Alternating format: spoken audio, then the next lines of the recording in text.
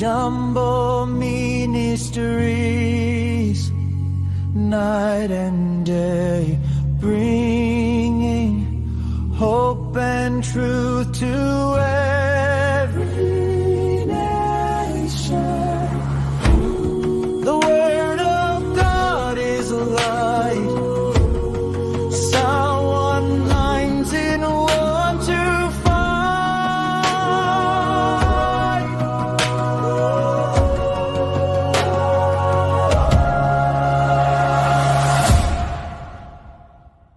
Bakunzi b'umuco w'ijambo Ministries, ndabaramukije hamuherereye hose. Ndizera ko mumeze neza kandi mugishingire na Yesu Kristo mu mitima yanyu. Boniyeho akaryo keza ko kuramutsa Sezibera Eric n'umufasoni wiwe Shaba, ntibagiye n'inshuti yanje gitangaza Yesu. Turabakunda, turabasengera kandi Imana ibaha umugisha ku gikorwa cyiza cy'ibiganiro mudahengeshanya kudushyikiriza ku muco w'ijambo Ministries, tugafashwa tugatahura. Imana ibaha umugisha cyane. Ndasenga mu izina rya Yesu kugira ngo Imana ibongere imbaraga, Imana ibongere amavuta, Imana ibongere ihishurirwa, Imana ibakomeze, Imana ibashigikire mu izina rya Yesu Kristo. Imana ibane namwe mu maja no mu maza, uburyo bw'umuhemu no mu buryo bw'umubiri. Imana ikomeze kubiyereka mu izina rya Yesu. Mwarahezagiwe cyane. Boneraho kumenyesha abantu ko Sezibera Eric ariwe ahagarariye umuco w'ijambo Ministries ngaho mu Burundi. So muramaze kubona kumbure ku mastati yanje nayiwe, duhamagarira kuri abantu bamaze gutahura ubutumwa bwiza, abantu bafise ihishurirwa ry'ubutumwa bwiza, abantu bamaze kumenya kuri k'ubutumwa bwiza, abantu bamaze guhishurirwa ijambo rihishuwe, abantu bamaze kumenya umuco. Yesu ashimwe cyane. Barabatumira kugira ngo basangize abandi ukuri bamenye nabonye. Rero uri mu Burundi biba vyoroshe cyane, ukeneye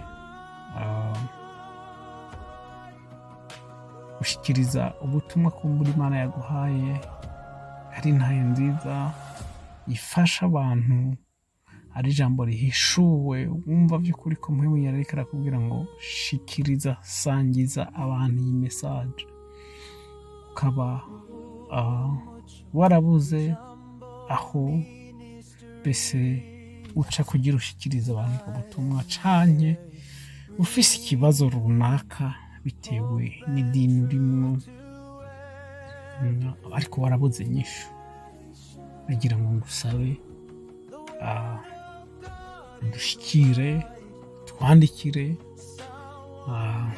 Uri mu Burundi urashobora guhamagara Sezibera Eric hama akagufasha, cyangwa urashobora kutwandikira kuri WhatsApp tukagufasha mu buryo bushoboka. Ntihagire umuntu n'amazogira icitwazo ngo yarabuze ukuntu bese yoshitsa icimana irikiramubwira, yarabuze aho yokivugira. Ndabizi ntivyoroshe, iyo dukuriye mu madini usanga tuba dufise amategeko, ivyagezwe, bese ku buryo atanamahirwe menshi twigirayo kugira ngo tuvuge n'icimana irikiravuga. Nubwo tukivuga hari igihe banagihindura, ugasanga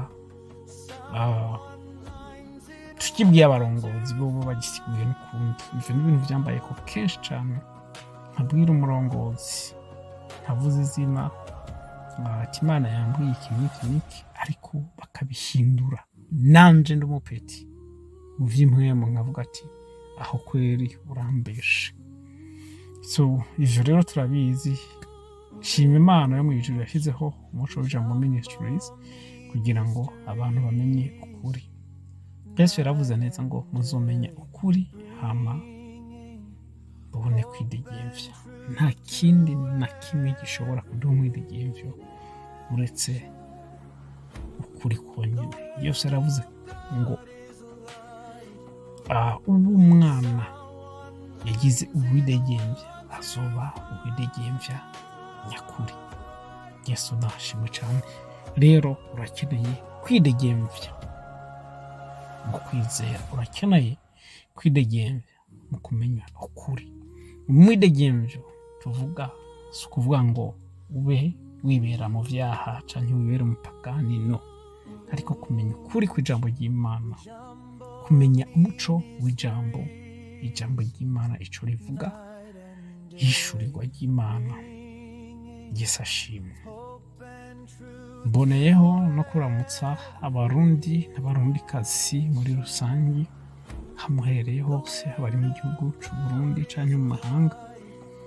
Ntihanganisha imiryango yabuze ku bw'isanganya ry'umuyagankuba canke sirikwi yabaye ejo tariki 31 z'ukwezi kwa gatatu 2026. Rero ndabahojeje aho muri hose. Imana ikomeze kubana namwe, Imana ikomeze kubahanagura amarira.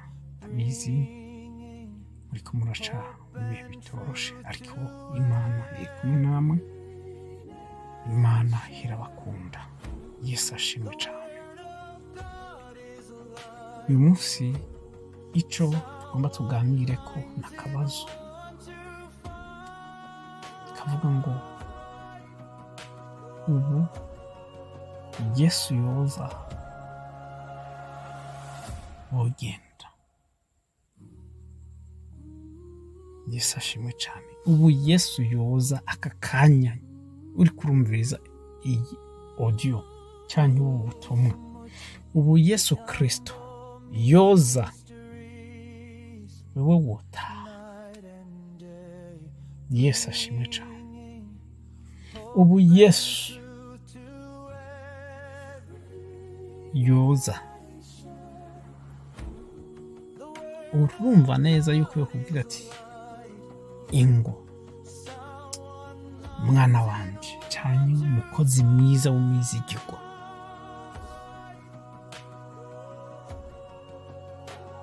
Yesu ashimwe cane. Ingo mukozi wanje mwiza w'umwizigirwa mu bwami bwanje. Yesu ubu yoza wewe aho uherereye, wewe uri kuranyumviriza kano kanya.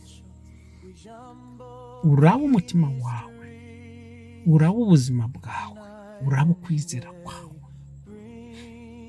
Ubu Yesu yoza, urumva neza yotegwa ishema nawe akavuga ati ingo umukozi mwiza, mwana wanje mu bwami bwanje. Reka ndabivuge no muri iyi nzira. Ubu wewe nyene ubu nyene upfa. Urumva neza yuko Yesu aho avyagiye iburyo bw'Imana ko yohaguruka kugusanganira akavuga ati karibu, kaze neza mukozi mwiza umwizigirwa mu bwami bwanje. Yesu ashimwe cane. Ibintu dukwiye kwiyumvirako. Impamvu ndiko ndavuga ibi bintu, Yesu yaravuze neza yuko azoza nk'igisuma. Ata muntu n'umwe azi umunsi n'isaha Yesu azozirako. Nta mumarayika n'umwe azi umunsi Yesu azozira. Nta mumarayika n'umwe, ndabisubiyemo, azi umunsi Yesu azogarukira. Oya. Kandi Yesu ataragaruka, urupfu rurahari. Ni ibintu bibiri. Yesu azogaruka abantu bamubone pe ku bicu, ariko ataragaruka urupfu rurahari ruzogutahana wewe wizera, wewe wamaze kwakira Yesu nk'umwami n'umukiza, wewe uri umwana w'Imana. Ariko uyu munsi aho uherereye urumva neza upfuye cyane Yesu aje ku bicu. Yoba ari proud, atewe ishema, nawe akavuga ati ngwino mukozi wanje mwiza, ngwino mwana wanje mwiza w'umwizigirwa, karibu mu bwami bwanje. Cyane wo kwisanga muri ba bantu sinigeze ndakumenya ahubwo mbere, mva imbere sinigeze ndakumenya, we wakora ibitsira. Yesu adufashe cyane. Impamvu ndiko ndavuga ibi bintu ni iyihe? Naravye amavideo ejo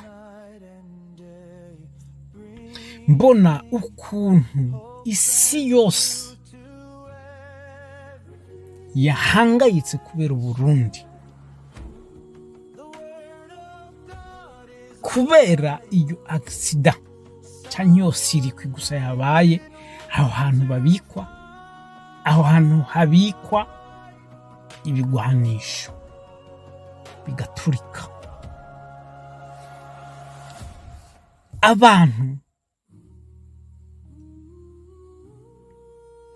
mu Burundi nta numwe yarazi umunsi n'isaha ivyo bintu bizobera, nta numwe yarazi ko ivyo bintu bizoba. Nubwo wohera kuri perezida kugeza kuri nyumba 10,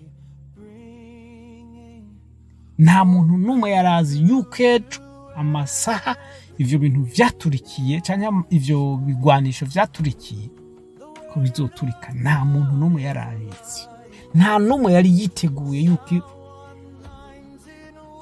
ejo haheze hazobura hagarara ngaho muri vire.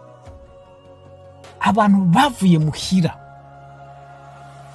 bafise ibikorwa bagiyemo muri vire Bujumbura, bafise ubuzi butandukanye, bizera neza yuko ari amahoro atakibazo na kimwe. Ariko ni bari bazi yuko mu masaha yo kumugoroba haza kuba nk'ivyabaye. Imana idufashe cyane.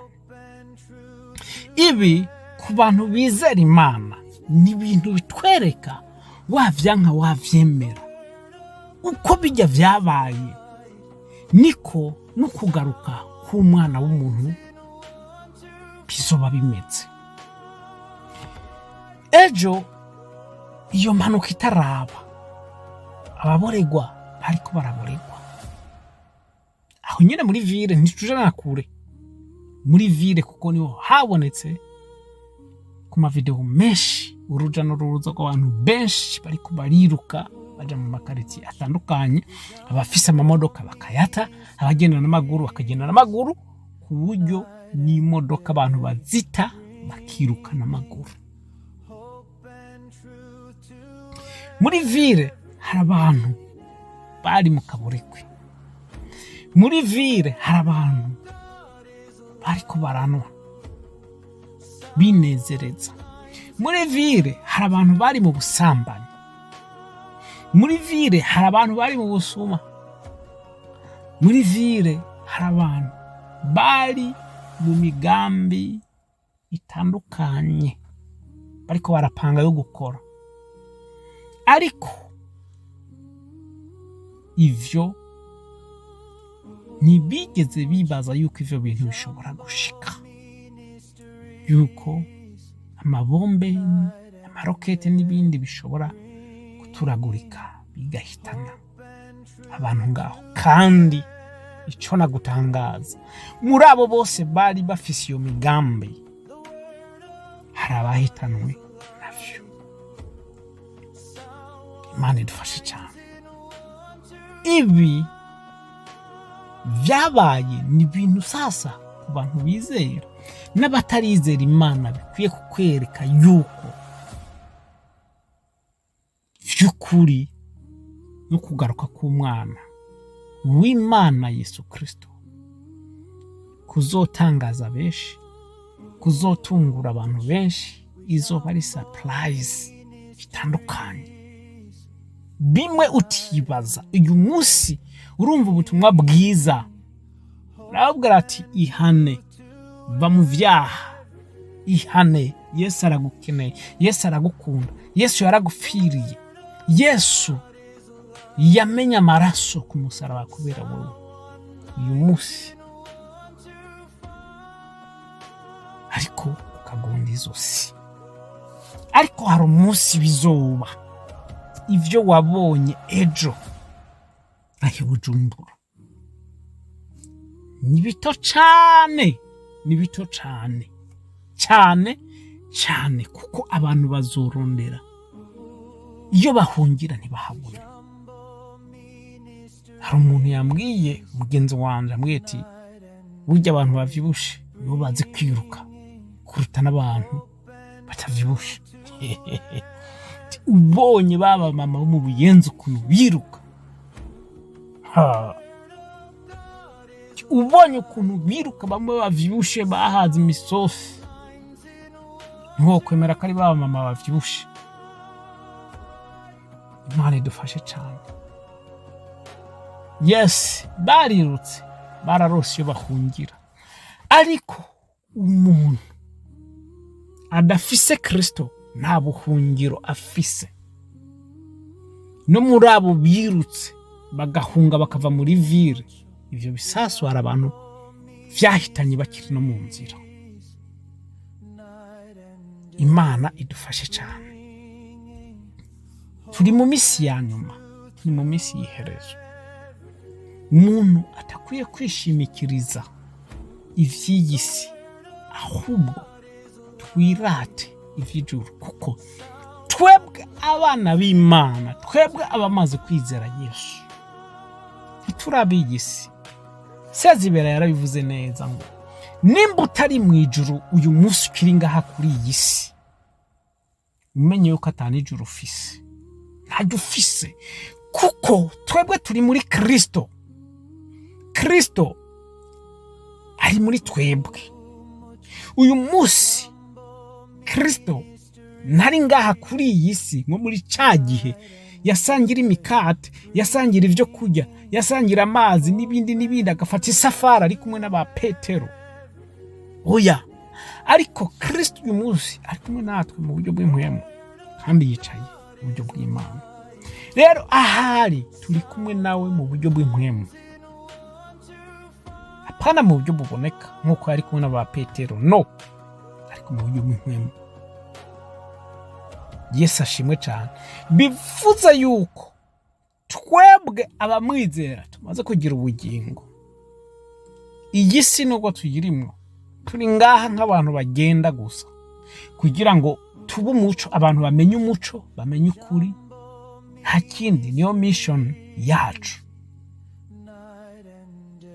Ariko anytime, mwanya no mwanya, iyi si simuhira. Twese turabizi, waba wizera utizera. Yesu ashimwe cyane. Igihe cya Nowa abantu baranwa, barajya, bakabona ko ari umusazi. Niko bimeze uyu munsi. Umunsi ivyo bintu vyabaye mu Burundi ejo, ndazi muri abo bantu bose wabona bariko baranyanyagira, hari umuntu yabwiye ubutumwa, ariko akavuga ati wewe uri umusazi, wewe uri iki. No muri abo bapfuye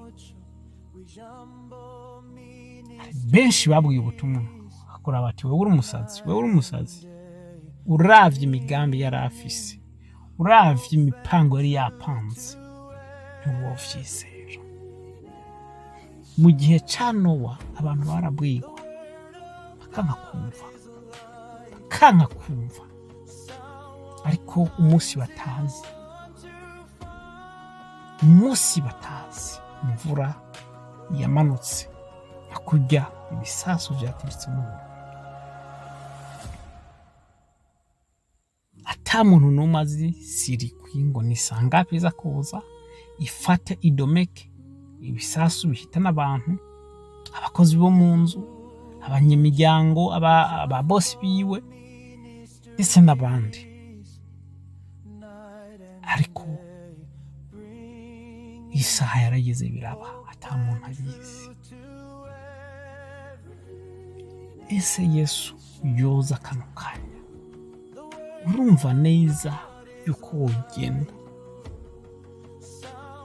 Mu vy'ukuri turi abantu b'Imana pe, twese twaremwe n'Imana ariko turatandukana. Nuko mu kivunga twese twitwa ko turi abantu b'Imana, ariko muri abo bantu b'Imana harimo abana b'Imana. Ese wewe uri umwana w'Imana? Umwana w'Imana nujya yamaze gutahura igikorwa Yesu Kristo yakoze ku musaraba,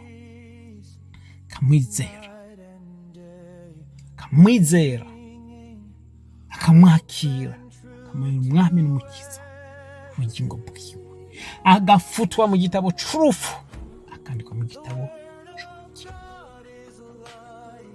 Kuko Adamu wa kera yatuzaniye urupfu, ariko Adamu wa kabiri Yesu ashimwe yatuzaniye ubugingo. Niyo mpamvu Bibiliya ivuga ngo ubu ufise uwo mwana afise ubugingo. Uwo mwana Bibiliya ivuga ni Yesu Kristo. Abantu bose bazi aho baba barahuye n'iryo sanganya bagafa ejo, arabizera, arabafise uwo mwana, niyo magari yaho, niko gutaha kwabo. Kuko ivyabaye si bintu vyari surprise ku Mana, ivyari surprise oya, Imana yari izi. Yesu ashimwe cane, Yesu ashimwe cane. Turi mu misi ya nyuma, aho abantu bakeneye gukizwa vy'ukuri. Kwitwa ngo uri umuntu wakirijwe kw'izina gusa, ivyo ntaco bimaze, ntaco bimaze. Hariyo abantu bakizwa kw'izina gusa, ariko babaza ati mbwira urugendo rwawe, mbwira intahi yawe na Kristo, kabona yuko uwo muntu adakijijwe, uwo muntu atazi Imana habe namba. Ese urakijijwe? Ese uri umwana w'Imana? Uri umwana w'Imana? Yes, uri umwana w'Imana. Nubwo wofa kano kanya wotaha, nubwo Yesu yoza kano kanya wotaha, kumera nka Stefano niwe yavuze neza ngo mbonye ijuru rikinguka, mbonye umwana w'Imana yicaye iburyo bw'Imana, arahaguruka aramusanganira. Yesu ashimwe cane. Aho uri hose nagira ngo ndakubaze, ubu Yesu yoza unayo gusanganira, nagira ngo mbaze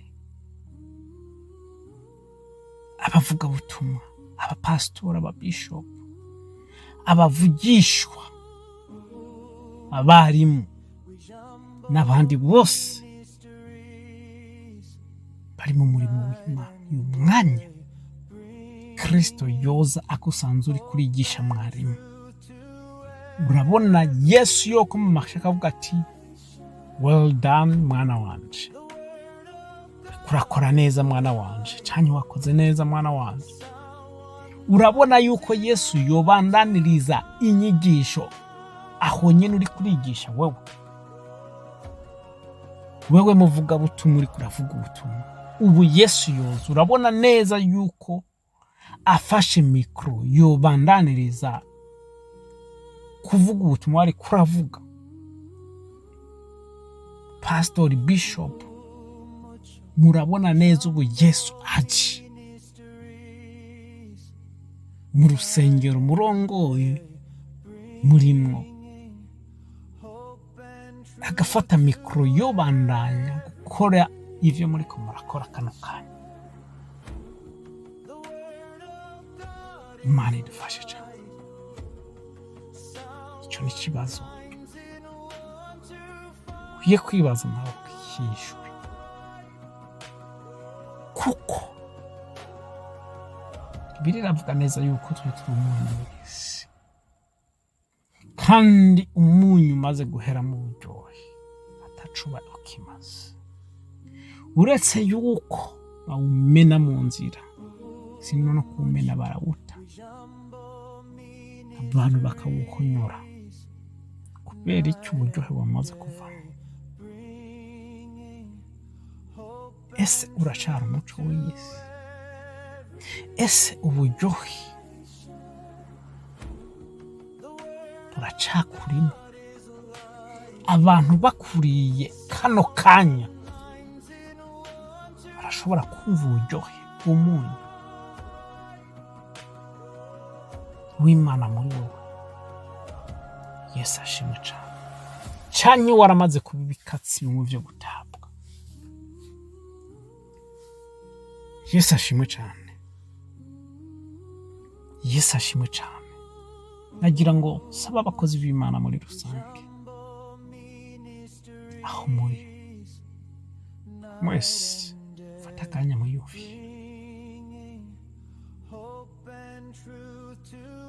ibikorwa muriko murakora, imirimo nk'abango Imana yabahamagariye uyu munsi uriko urabera umuco abandi. Wewe utarakizwa, Yesu aragukunda kandi aragukeneye. Ijambo ry'Imana riravuga ngo yemwe bana bato subira muhimbara kubaha ubwami. Wewe utarakizwa, Yesu biramuhimbara kuguha ubwami. Yesu biramuhimbara kubona izina ryawe yanditswe mu gitabo c'ubugingo. Yesu biramuhimbara kubona witwa umwana w'Imana. Yesu biramuhimbara kubona wewe utarimbutse ahubwo ukaronka ubugingo. Biramuhimbara kuko nico gikorwa camuzanye kugira ngo agucungure, kandi yaragucunguye. Ikibazo nuko amaso yawe ataruguruka, nuko utaratahura, nuko utarabona utahura igikorwa Yesu yakoze ku musaraba. Hamucakire ucemere, hama uronye ubwami. Ese urindiriye iki? Urindiriye iki? Niki kikuzitiye kikubuza kwinjira mu bwami bw'Imana? Mbega ivy'isi nivyo vyo guhimbara gusa ukabura ubugingo? Biragahira, biragahira, kuko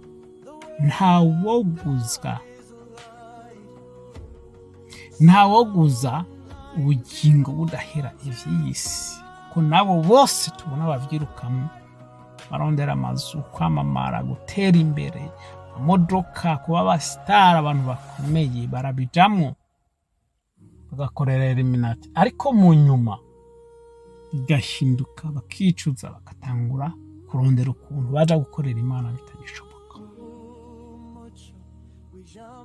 bikarangira bapfuye nabi. Murondere Imana igishoboka yuko ibonwa, mwambaze Imana hakiri kare canke mukiri hafi mutaragera kure, kuko ndakubwiza ukuri umaze gupfa biba bihetse.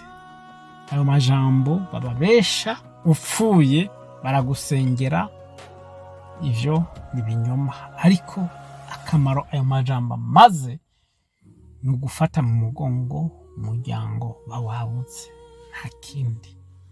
Ariko agakiza tukarondera tukiri bazima, umaze gupfa amazi aba yarenze inkombe. Ariko ku bantu bizera no mu rupfu Kristo Yesu ari kumwe natwe. Imana ishimwe cyane. Nahawe ho gufata ingingo, nahawe ho kwisuzuma, nahawe ho kuraba umutima wawe, nahawe gufata umwanya ukibaza, ese Yesu aje mu mwanya wogenda, urupfu ruje uyu mwanya wotaha mu ijuru? Icyo ni ikibazo ukwiye kwibaza. Mana ndagushimye mu izina rya Yesu, nguhaye icubahiro, ushimiye ku bw'ubwoko bwawe. Ndakwinginze mu izina rya Yesu Kristo kugira ngo mwemu wawe arushirize kugendera abana bawe, abakumenye n'abatarakumenya mu mwami, kugira ngo abatarakumenya nabone bagira amahirwe yo kukumenya. Ku Yesu wapfuye ku musaraba kubw'ivyaha vya bose. Mana, iyo tuza kuba turabagororotse, kuba waradupfiriye, ariko wadupfiriye kubera twari abanyavyaha. Ndagushimiye mu izina rya Yesu. Yasenga mu izina rya Yesu Kristo kugira ngo mpwemu yera mwami arushirize kwereka umuco abo bose bari mu mwijima, kugira ngo bagutahure, babone neza yuko ari wowe Mana y'ukuri. Bace bugufi, bakukurikire, bakwizere, bakwakire, uganze mu mitima yawe. Hama nawe ubahe ubugingo. Ndahira mboneye gusengera bose bakwizera mwami, abana bawe aho bari bose mu izina rya Yesu Kristo, kugira ngo bakomeze bahe imbaraga, barongore mu izina rya Yesu Kristo, maze mwami Imana ushirizeho kubakoresha mu izina rya Yesu. Ndagushimye, ndaguhimbaje, nguhaye icubahiro. Mana, ndasengeye abo bose bari mu Burundi n'Uburundi muri rusange. Mana, muri iyi minsi itoroshe, urushirizeho Mana, uhezagire Burundi, uhezagire imiryango yose yabuze, uyikomeze Mana. Abo bose bari mu biriyo ubw'impanuka zabaye, yo sirikwi y'umuyaga nkuba, Mana ndasenga mu izina rya Yesu Kristo kugira ngo ubakomeze, ubirure Mana muri iki gihe kigoye barimo, ubahe amahoro n'umunezero. Ni wewe wenyine Mana wakuba amahoro n'umunezero. Ndamushimiye, ndasenga mu izina rya Yesu Kristo kugira ngo abatarakumenya bose mwami barushirizeho kumenya. Urakoze Yesu, mu izina rya Yesu Kristo dusabye Imana twizeye, amen. Imana ibahe umugisha, zosubira ibiganiro bikurikira. Imana ibahe umugisha, mwaraheze igihugu cyane.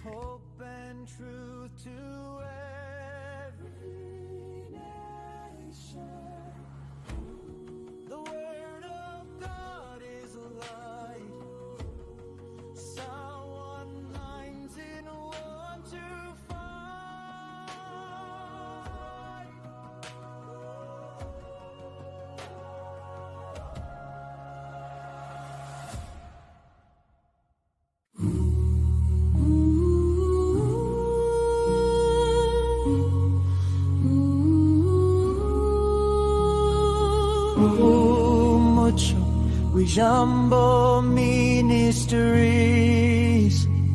night and day, bringing hope and truth to